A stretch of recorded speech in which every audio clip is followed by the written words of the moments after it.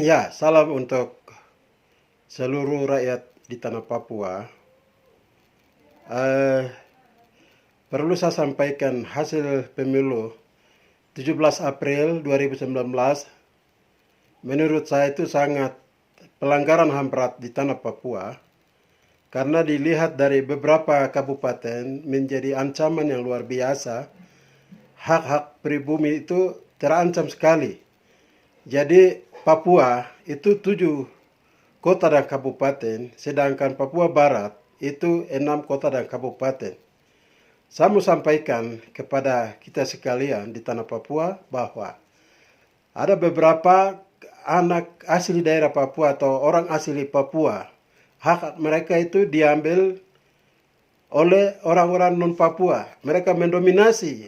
Ini hal yang perlu, ada sesuatu hal yang sebenarnya 5 tahun yang lalu itu negara harus bertanggung jawab dalam kepemimpinan Presiden Jokowi. Dia harus bertanggung jawab itu, tetapi ini lalai.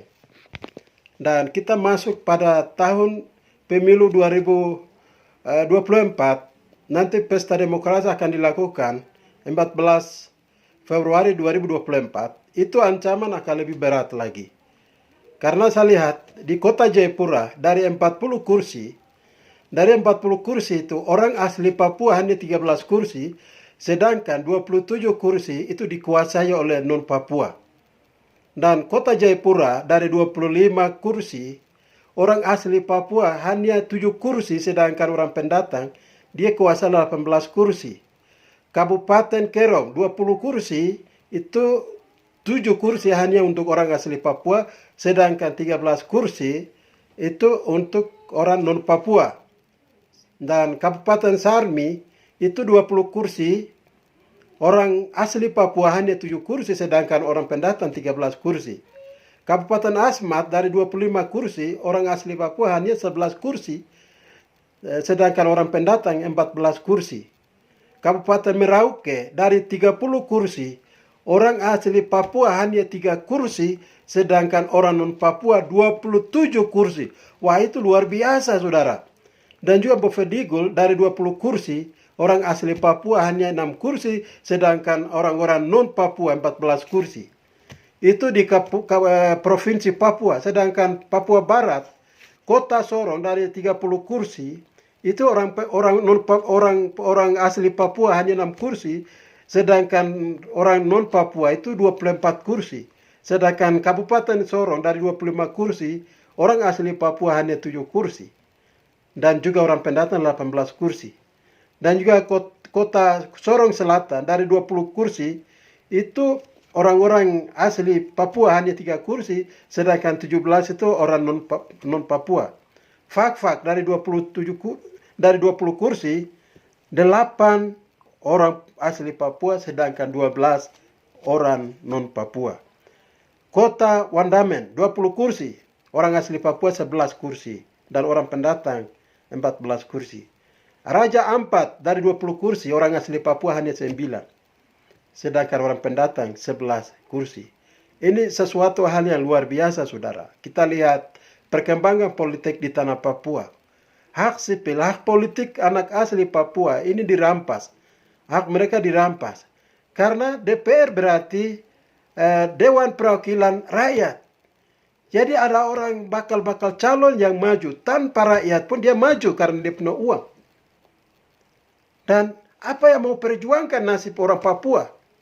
Sedangkan dikuasai oleh orang non Papua. Apa yang dia tahu masalah rakyat? Masalah fakta yang di lapangan. Mereka tidak tahu. Tetapi mereka masuk DPR. Itu berarti rakyat ini rakyat besok akan korban. Kita belum tahu pesta demokrasi 14 Februari 2024 itu apa akan dilahirkan ya, apa yang dilahirkan. Wah, ini luar biasa. Negara tidak ada regulasi untuk perlindungan hak politik orang Papua. Ya, ini luar biasa. Jokowi kalau di bawah kepemimpinan Jokowi rasa bahwa orang Papua adalah bagian dari NKRI, maka hak mereka itu perlu ada regulasi. Harus ada pembagian. orang pendatang itu 10% kalau bisa. Nah selebih itu haknya orang Papua. Tetapi ini terbalik. Ini hak politik mereka merampas. Ya, karena itu saya harap saudara-saudara di lembaga MRP, sejauh mana MRP kok berjuang untuk seperti ini. Ini pesta 2019 yang kita kehilangan hak-hak kita di tanah ini. Dan selama 5 tahun apa yang kita urus?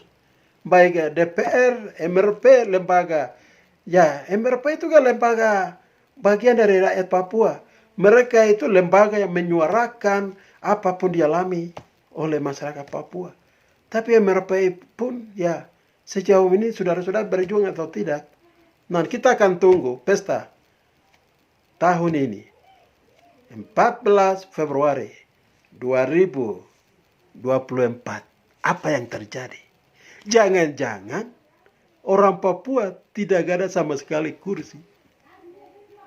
Karena saya lihat baliho saja, itu mendominasi oleh orang-orang non-Papua. Orang Papua bisa dihitung jari. Karena dari baliho saya menentukan, berarti orang non-Papua menguasai. Kita ancaman 14 kota dan kabupaten di tanah Papua. Karena itu, saudara-saudara, mari kita perlu membela hak-hak kita di tanah Papua. Kita punya hak membicarakan hak politik, hak ekonomi, apapun di tanah Papua. Orang Papua bersatu untuk menyuarakan kepada negara. Negara harus bertanggung jawab. Negara harus bertanggung jawab. Ini hak-hak diambil.